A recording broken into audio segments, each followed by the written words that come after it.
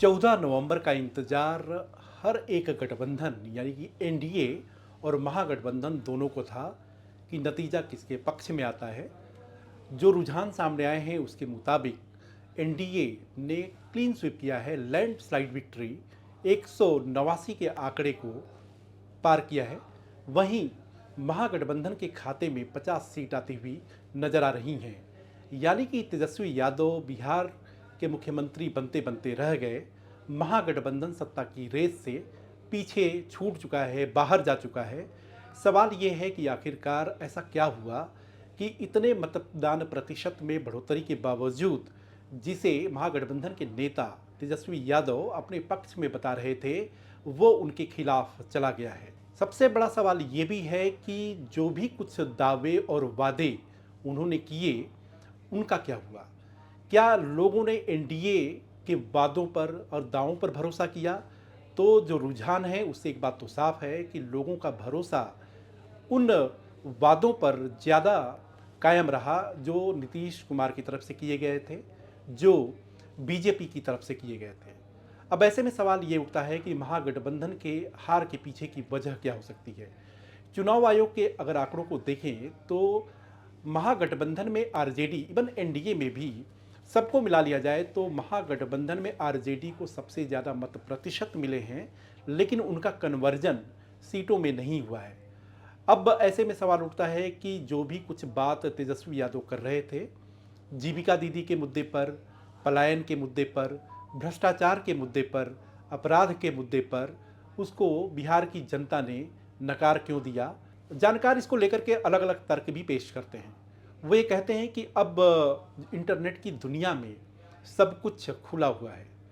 बिहार की जनता इस बात को समझती है कि वादों का क्या, वादे तो वादे बन करके रह जाते हैं। ऐसा दल जो कि ज़मीन पर उनके लिए कुछ कर रहा है, वो नज़र भी आ रहा है, तो वो दूसरे की तरफ क्यों देखें।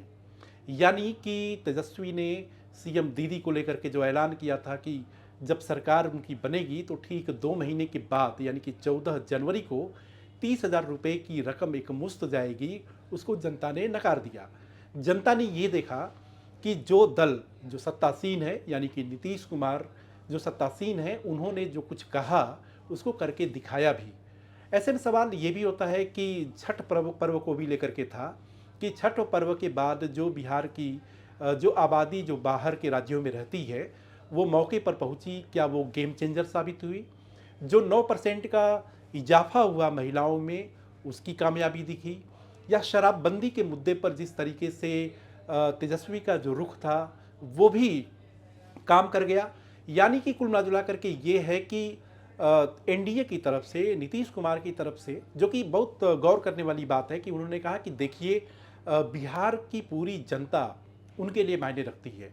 वो जाति में, धर्म में, संप्रदाय में, जातियों में, न अगड़ी न पिछड़ी, न पराया न अपना, किसी में भेद नहीं करते। उनके लिए तो बिहार की पूरी जनता, 7.5 करोड़ जो वोटर्स हैं और 14 करोड़ के करीब जो जनता है वो उनकी अपनी है, उनके बारे में सोचते हैं।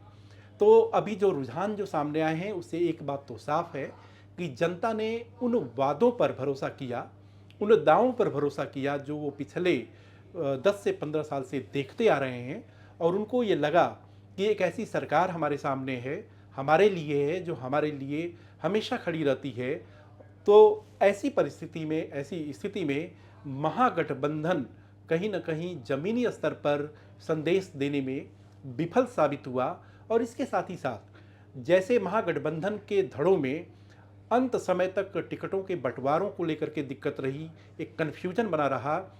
कहने का अर्थ है कि पेपर पर महागठबंधन के सभी दल एक साथ हैं, लेकिन ज़मीन पर 10 ऐसी सीटें थीं जहां पे फ्रेंडली फाइट था। यानी कि आरजेडी का उम्मीदवार कांग्रेस के खिलाफ, या कांग्रेस का उम्मीदवार सीपीआई-एमएल के खिलाफ, या बीआईपी का उम्मीदवार किसी और घटक दल के खिलाफ चुनाव लड़ रहा था।